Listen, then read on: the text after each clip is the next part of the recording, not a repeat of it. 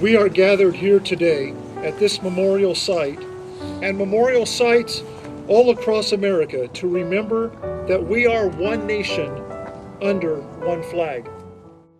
Every year across America, families lay wreaths on the graves of fallen soldiers. This is a time to show honor and respect for those who risked their lives. We thank you, O God, for the reminder this morning of the dedication of the men and women who gave their lives in the service of our great nation. And although they are no longer here with us, they are still in our hearts. Lord, as we live in a time when there is an outspoken voice against the efforts to defend the freedoms that we enjoy, but we are still grateful for these who considered their lives to be expendable, going above and beyond what the average person might do.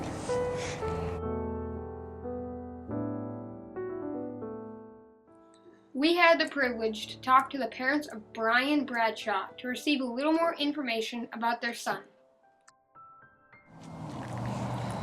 Good morning. Thank you all for being here. On June 25th, my husband and my lives changed forever.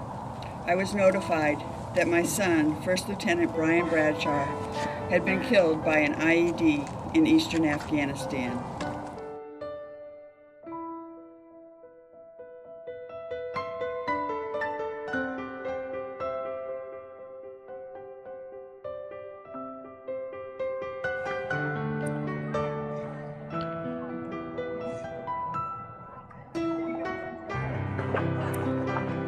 This is the gravestone of my son, Brian Bradshaw. And, he was killed in action in Afghanistan. And while we'll never forget his face or his laugh or his smiles, this is just a sign of remembrance for us, along with so many others. And it's just a special thing to know that he, along with all the others, gave the service to the country that they did. All of them, whether they were killed in action or whether they died many, many years after their service, did serve, and to be here they served honorably. So this is just the resting place we chose for him. It's kind of a special place because they all are veterans. And I think that the uniformity and the serenity that usually we find here if we come to visit is what we like so much. It's where he'll be forever, and we'll probably be joining him one of these days. My wife and I both served in the military for a career, so we'll be with him one of these days, I guess. But for now, this is just where we come. We want to visit with him.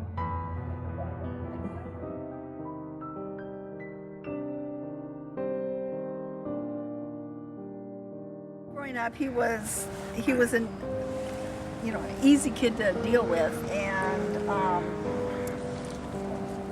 loved everything he did. Was happy, just a great kid.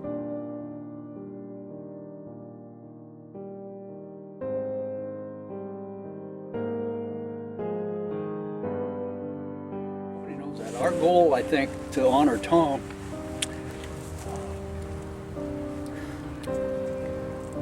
was to get civilians to know the military, and conversely, to get the guys back at Campbell and the Special Forces to get them to know these people as civilians. Tommy lived a richer, fuller life than people I know in their 80s. So I think that's, and it means to, I do feel kind of a closeness out here. Why, I can't tell you. I really don't know why. It's just something that you feel. You really have to believe that the body is there in whatever shape, condition it is. Time and circumstance have nothing to do with all of our time. Yeah. God tells us that He has a plan for our life. He tells us He's known us before we were in our mother's womb. I mean, how far do you go to believe in your faith? We now go to another touching interview with the mother of U.S. Army Sergeant Charles E. Matheny. He was hit with an IED right outside the soccer stadium in Sadar City.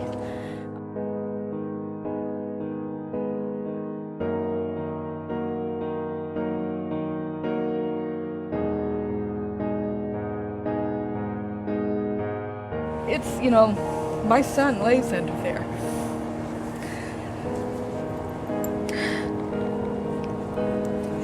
This headstone is the physical connection I have. This is my boy. This represents his body. His flesh and blood is right here. And that's what that headstone means. I have a plaque at home and a garden for him where I go to visit. And it's comforting there. But this is where my child is. And this represents his earthliness. Even though his spirit is up, his physicalness you need to touch. You need that connection. I don't know how to explain it, but a certain amount of time goes by and I just say, I've got to go see him. I've got to go. And you come down here and it rips your heart out every time. But you need it. You know, you can hold that headstone, you can kiss that headstone, you can love that headstone like you do the boy that's buried under it. You know, that's it. That's what you have left of the physicalness of him. And that's what that means. That's what that headstone means. That is my son.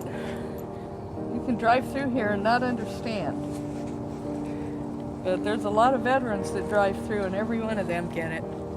Every one of them get it. One day I'm going to go. I know exactly the spot my son was killed at.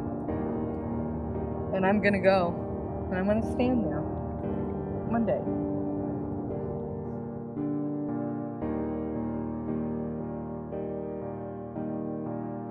As soon as you enter the gates of Tahoma National Cemetery, you enter the final resting place of over 30,000 men and women who risked their lives to protect our freedom. Every single man, woman, and the occasional family member is marked with a headstone. What they believed in, who they served for, and who they left behind. These headstones are a true work of art, but where do they come from, who makes them, and how are they made? Let's go to Seattle to find out.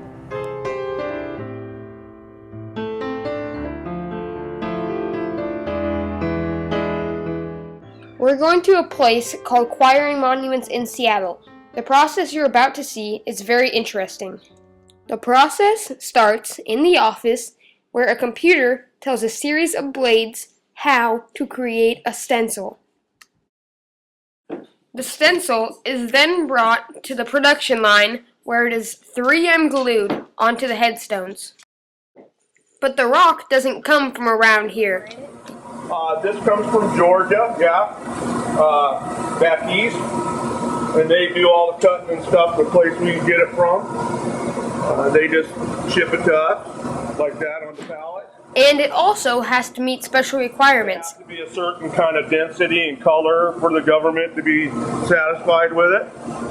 The stencil is left for a couple hours to dry before it is sandblasted. After a few minutes of sandblasting, the letters begin to appear in the stone. After the stones have been engraved, we peel it and wash them and clean them. And the final step to this process is shipping. This is our shipping and receiving area. Also, Tahoma is not the only place they ship to. We ship stuff out to Alaska and all across the United States. These are crates that came in. These ones actually came in from China. We import about 60 containers a year between India and in China. When the headstones are ready, they are put back on containers, saran wrapped, and shipped to Tahoma National Cemetery. In this last short interview, we talked to James Trimble, the head director here at Tahoma National Cemetery, and his opinion on what these headstones truly represent. They represent a testament to that veteran's service to his country. And it's also a monument. It's a monument that will be here forever and be cared for. As long as it's in these national cemeteries, we're committed to taking care of our veterans and their families. That monument is the same to me as the Washington Monument, Lincoln Monument, or any other monument. When you go up there and you look at the veteran's name, he or she sacrificed something to be buried here and to preserve the rights and freedoms that we enjoy today.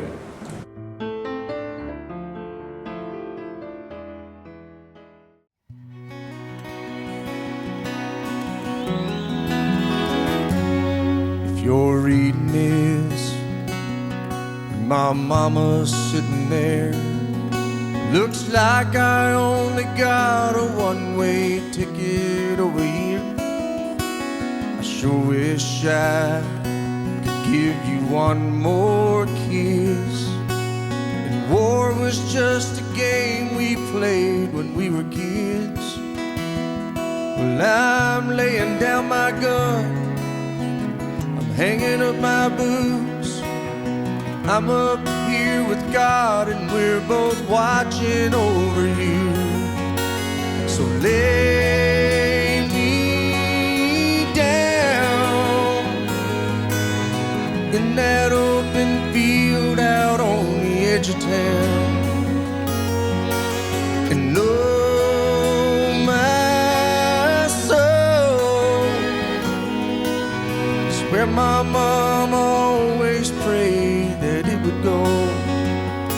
And if you're reading this, I'm already home.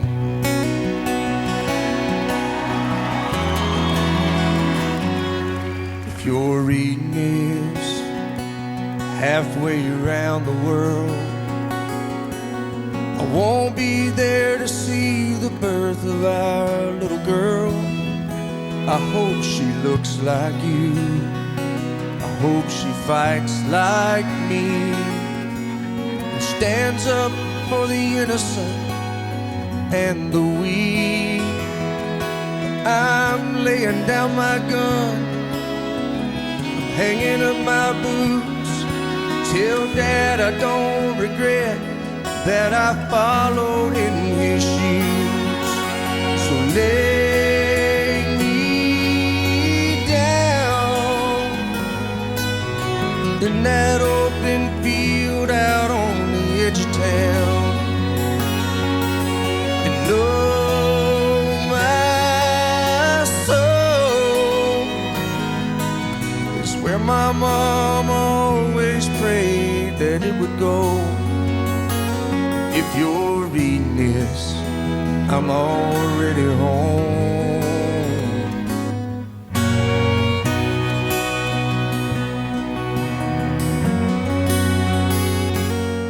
If you're reading this, there's gonna come a day when you move on and find someone else, and that's okay.